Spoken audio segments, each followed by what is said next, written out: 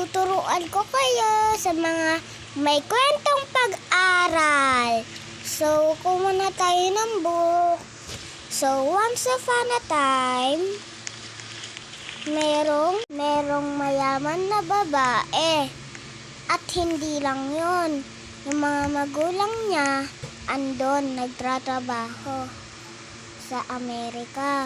Siya lang mag-isa doon. Tapos may nakita siyang spider. Nakita niya, natakot siya. Rar, rar, rar, rar, rar. Rar, rar, rar, rar, rar, rar, rar, rar, rar, rar, rar, rar. Rar. Hala, may spider. Takbo na ako. Mama, nasaan ka ba? Mama, saan ka ba? Ayun, may nakita siyang babae. Nakita niya yung babae. Ate. Oh, Eneng, bakit ka tumatakbo?